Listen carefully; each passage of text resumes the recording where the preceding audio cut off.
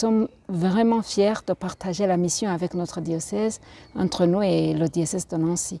Mais en plus, pour nous, les sœurs de Sainte Thérèse, Bénéthélésia, nous sommes plus contentes parce que nous rejoignons le pays de notre patronne, Sainte Thérèse de l'Enfant Jésus. Mais en même temps aussi, nous rejoignons ceux qui nous ont enseigné l'Évangile. Donc, c'est pour moi, c'est un lien très important et même très nécessaire. Vos sœurs, comment elles se sentent chez nous? Oui, elles se sentent à la maison. Elles se sentent à la maison parce qu'elles me disent combien elles ont été très accueillies, chaleureusement accueillies par la communauté de Nancy, par les personnes qui vraiment avaient déjà vécu avec les carmélites d'il y a un certain temps et que les sœurs étaient vraiment attendues au centre spirituel. Et puis je me réjouis aussi parce que les sœurs ont pu quand même s'insérer dans la communauté et qu'elles se sentent à la maison, elles se sentent chez elles et elles sont fières de servir le Seigneur là dans le centre spirituel qui est en plus un centre où on a un lien fort avec Sainte Thérèse de l'Enfant Jésus. Nous rejoignons notre petite Thérèse, même ici au Carmel. Cette coopération entre nos deux diocèses avec par exemple votre congrégation, elle est amenée à se développer? À s'étendre autant qu'il se peut. Parce que nous, on a déjà compris que notre mission aussi, ici, n'est pas une mission provisoire.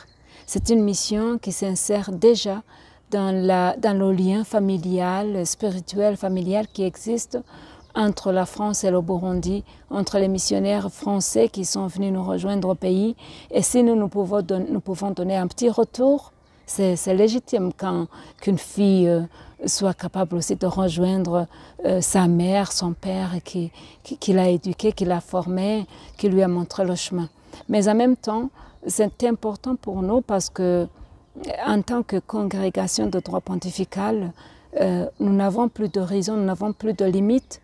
Nous sommes invités à rejoindre tous les horizons, toutes les personnes envers qui nous pouvons être utiles, pour vivre la fraternité, pour vivre seulement frères et sœurs. Quels sont les lieux en Europe où votre congrégation est implantée? La congrégation s'est implantée d'abord elle s'est approfondie en Afrique, parce que depuis 53 ans, nous sommes en mission, d'abord au Tchad, et puis au Cameroun, et puis en Tanzanie, où nous avons aussi les maisons de formation. Mais depuis déjà plus ou moins 40 ans, 42 ans je crois exactement, nous sommes présentes aussi en Italie. Et maintenant nous avons 5 communautés où nos sœurs exercent aussi l'apostolat d'une manière diversifiée. Et elles se réjouissent aussi d'être là, de servir le Seigneur là où il les appelle.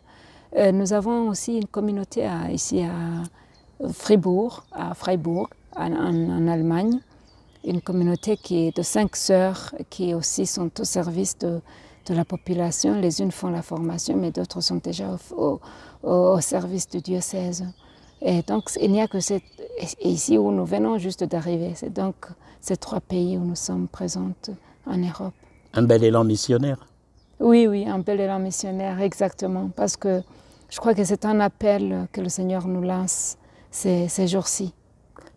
Qu'est-ce que vous souhaitez pour cette relation fraternelle qu'il y a entre nous, l'archidiocèse de Kitega, votre congrégation? Je me réjouis tout simplement que ce lien puisse aller de l'avant, que le diocèse de Kitega puisse vraiment être toujours prêt à répondre aux attentes du diocèse autant qu'il pourra et que notre famille religieuse reste toujours ouverte à la mission. Et je vous assure que nous sommes prêtes autant que nous le pourrons, à répondre à toutes les demandes du diocèse, parce que pour nous au moins, nous comprenons que c'est cela la volonté du Christ quand il nous dit « Allez vers le monde entier, allez partout où on vous appelle ».